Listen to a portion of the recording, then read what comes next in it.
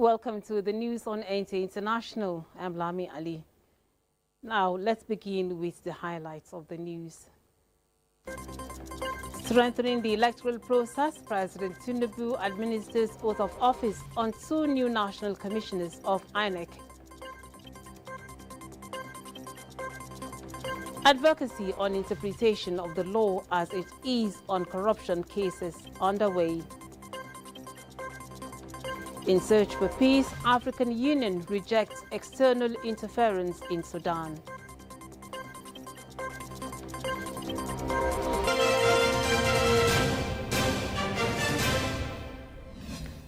President Bola Tinubu has inaugurated 2 newly appointed national commissioners of the Independent National Electoral Commission, INEC.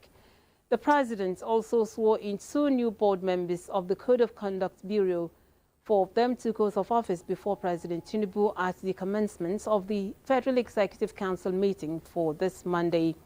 While Tukur Abdulrazak Yusuf from Katsina State represents Northwest, Professor Sunday Aja from Ebonyi State is representing Southeast in the vacancies that existed in the Electoral Commission. Kenneth Ikpeme from Cross River State and Honorable Justice Ibrahim Buba, retired from Taraba State, are the new board members of the Code of Conduct Bureau. Nigeria is taking bold steps to construct digital highways and bridges that would carry micro, small and medium enterprises across borders into the heart of the African market.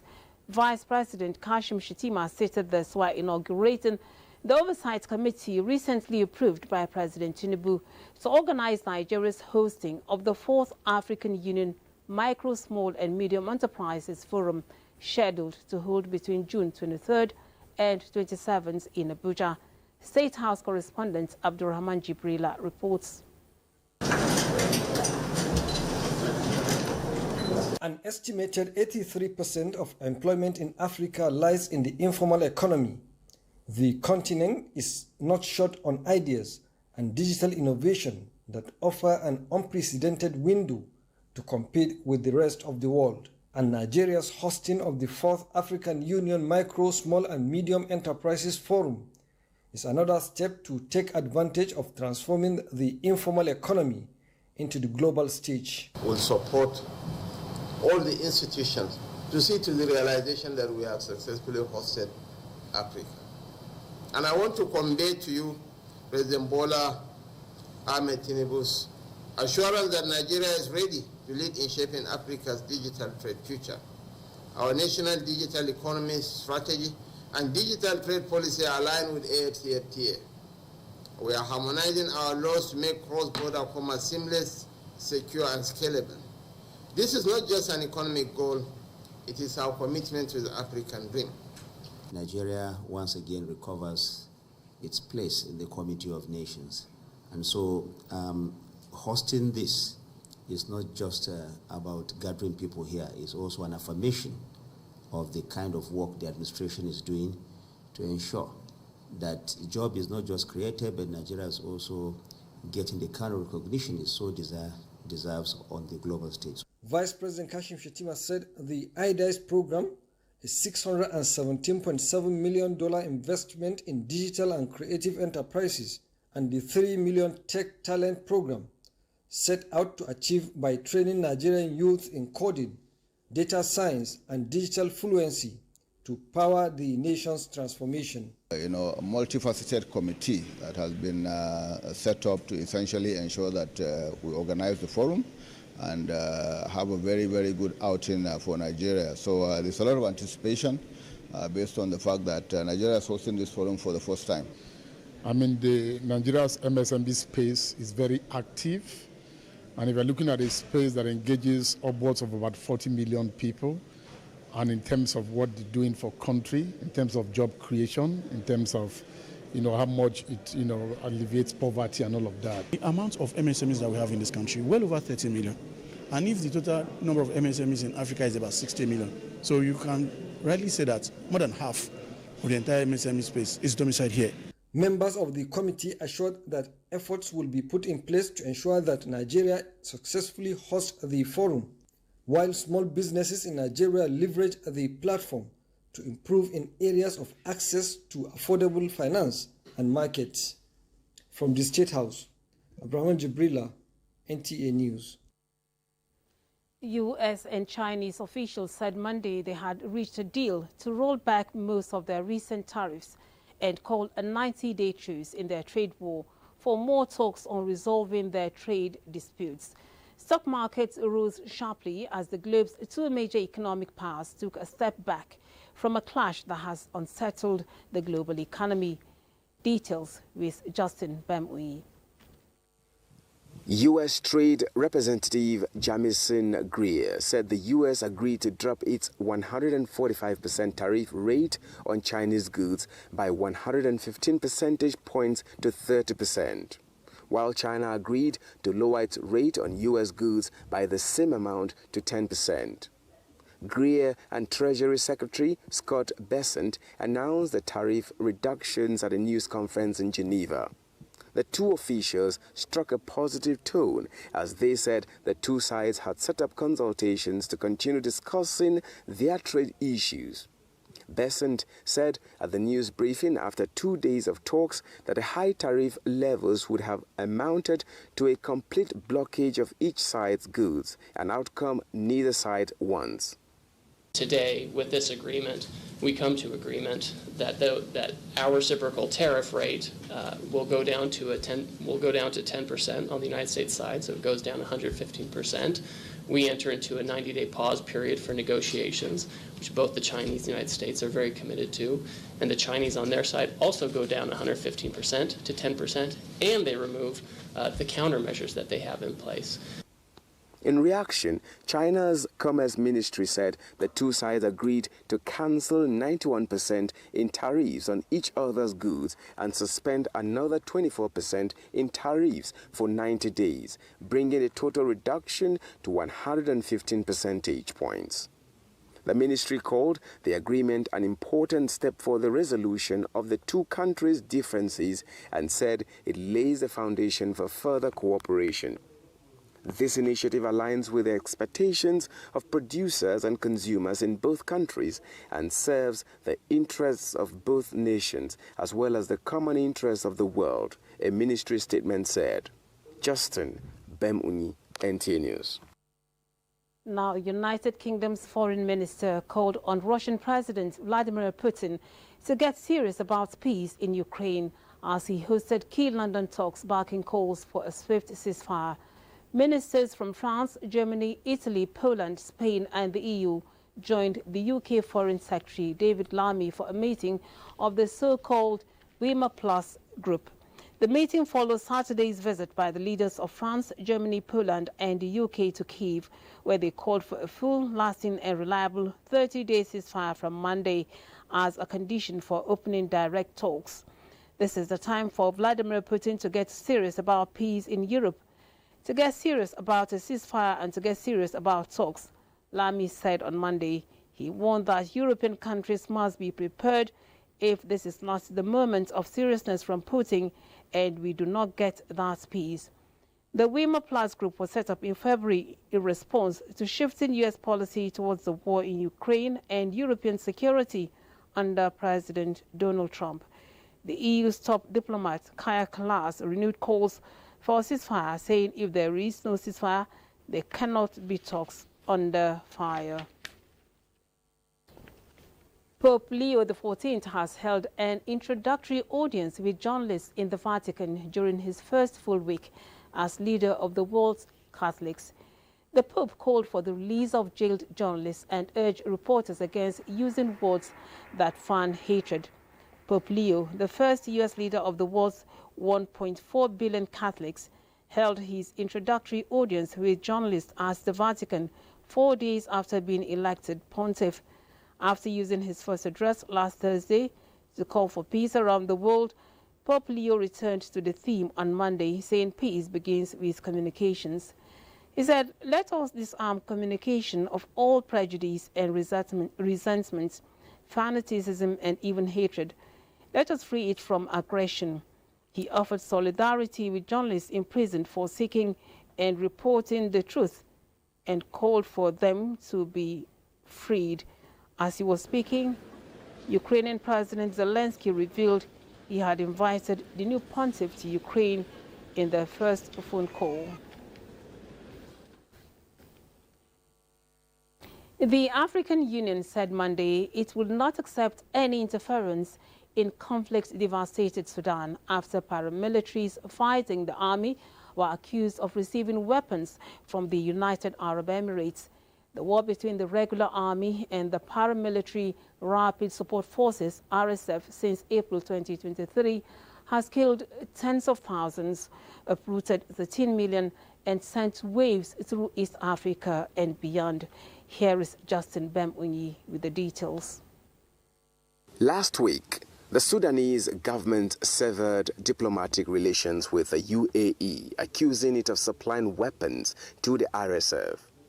Amnesty International has also accused the UAE of supplying weapons to the RSF in violation of a United Nations arms embargo. Abu Dhabi has rejected the claims as baseless. In the meantime, the African Union chairperson has reacted, saying the Commission's position is that member states are sovereign states and the AU Commission will not accept any interference in the internal affairs of Sudan. We will not support any intervention, any interference in the crisis in Sudan, he said. However, Yusuf declined to comment on the UAE's possible role in the conflict, saying it is not the role of the AU. Sudan has accused the Emirates. It is up to Sudan to provide this evidence. The Djibouti former foreign minister was elected head of the Pan-African organization in February, inheriting multiple conflicts and a record of ineffectual statements. The army mostly controls central, eastern and northern Sudan, while the RSF and its allies dominate nearly all of Darfur in the west and parts of the south. Both sides have been accused of committing war crimes. Justin Bemunyi, NTA News. The Foreign Ministry said on Monday that the white Afrikaners who have accepted resettlements in the United States did not face any form of persecution in South Africa. This came out after a first group of 49 white Africans flew out of Johannesburg following U.S. President Donald Trump's offer to grant refugee status to white Afrikaners. Mainly descendants of Dutch settlers, President Trump has said white Afrikaners face racial discrimination in South Africa, heightening tensions between the two countries. Foreign Minister Donald Lamola told reporters that they can't provide any proof of any persecution. It's been proven by a number of statistics in our country, including the police reports. The U.S. president, whose tycoon ally Elon Musk was born in South Africa, said in February he would prioritize access to a refugee program for Afrikaners in South Africa who are victims of unjust racial discrimination. The 49 left Johannesburg's main airport on a chartered flight on Sunday and are due to land in the United States on Monday.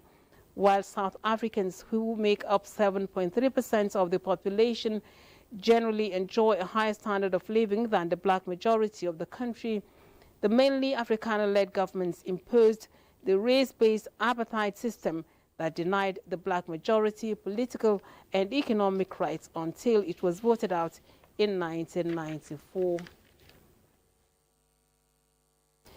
You're watching news at 7 on NTA International, reaching you from our studios in Abuja. We now take a break to bring you a message. Do stay. Thank you for staying. Now, the Food and Agriculture Organization of the United Nations is set to establish a digital agricultural village initiative, DVI, for Nigerian farmers. This initiative comes as Minister of Agriculture and Food Security, Abubakar Kyari, announces that the ministry will begin collecting data on farmers to enhance service delivery. Musa Baba Aliu has details. The Digital Agricultural Village is an initiative by the Food and Agriculture Organization of the United Nations, FAO, aimed at serving as an extension hub for farmers. The digital innovation strategy has been developed to address critical challenges related to inclusive and sustainable transformation of the agri-food system. This workshop, organized by the FAO in Lagos, is part of the preparations for the launch of the digital village. How to have a concrete Nigeria digital agricultural solution platform to be able to all decision makers, donors, farmers, consumers, all the stakeholders working in the agricultural sector to work all together to be able to find a solution in powering, providing capacity building for the youth, and also generating innovations that can be upscaled for farmers' benefit. The Minister of Agriculture and Food Security, Abubakar Kyari, stated that data and information about farming and farmers across the country will be collected to ensure accurate implementation of agricultural policies and planning. But that's what we're trying to do: use digital platforms, use technology, use innovation, use mechanization to ease agriculture, and that will attract them, and that is a very, very worthwhile venture. And we're going to have pilot schemes all over the country where we're going to adopt all what we're talking about. The minister noted that as part of the government's effort to develop the Digital Village initiative, a pilot program will be conducted in Nasarawa State before a nationwide rollout. Musa Baba Aliyu, NTA News. We go to the judiciary now, where judges who adjudicate on corruption cases have been charged to leverage on the existing laws and procedures to effectively dispense justice on corruption cases that come before them. This was the thrust of a two-day capacity building workshop for judicial officers on the bench of the Supreme Court, Court of Appeal and judges of the High Courts by the Nigerian Institute of Advanced Legal Studies in collaboration with one other foundation. Judiciary correspondent Austin Anyabe reports. Corruption is said to be responsible for underdevelopment of many African countries, including Nigeria, where it is held that it denies millions of the citizens dividends of democracy. To fight corruption, anti-corruption agencies were established and tasked with powers to arrest, prosecute, and recover stolen assets. But beyond the text and procedures in the fight is the courage, honesty, and accountability by judicial officers involved in prosecution of corrupt Nigerians. This is the focus of conversation at the workshop. Judges are the gatekeepers. We cannot expect the criminals to self-regulate. The society has given power to judges to enforce the laws, and the least we expect of them is to enforce the law. But oftentimes, of course, many of them do, and they do their best. But in matters involving high-profile crimes, or where the amounts at stake are large, justice is put to test. Members of the public cannot give us a pass mark. We have a duty to give ourselves a pass mark because we know we are performing and the records are clear. Speakers at the workshop agreed that nothing much has changed in the fight as it is becoming even brazen. Hence, nipping it in the bud requires courageous prosecutors and judges, not faint-hearted ones, as corruption is corrosive to governance. The society suffers for every time money meant to provide certain facilities are given away. NEAS, as an apex institution in legal research, believes that the legal manual it has come up with is to enable judges navigate through the complexity of the fight against corruption, strengthen rule of law, and promote fairness and accountability in the justice sector. We have Administration of Criminal Justice Act. There are so many provisions that have made the implementation of the law so seamless.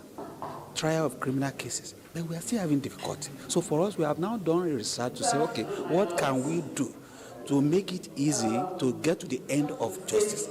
Participants will be taken through the ethics and integrity in fighting corruption and procedural issues in the investigation of corruption cases under the Administration of Criminal Justice Act. In Abuja, Austin Anyebe, NTA News. The journey to a technologically advanced and innovation-driven Nigeria requires far more than well-crafted policies. It calls for unwavering political will, strategic and sustained partnerships, and a deep sense of collective accountability across all sectors. This is the central message at the Federal Ministry of Innovation, Science and Technology, as the Ministry begins this year's 3 days National Council on Innovation, Science and Technology meeting holding in Abuja. Justin Bemunyi reports. The National Council on Innovation, Science and Technology is the second highest policy advisory platform dedicated to the coordination and advancement of science, technology and innovation in Nigeria.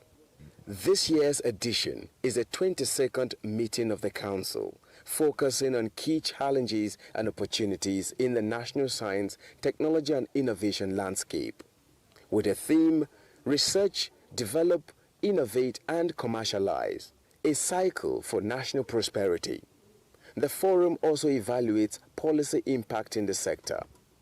The journey to a technologically advanced and innovation-driven Nigeria.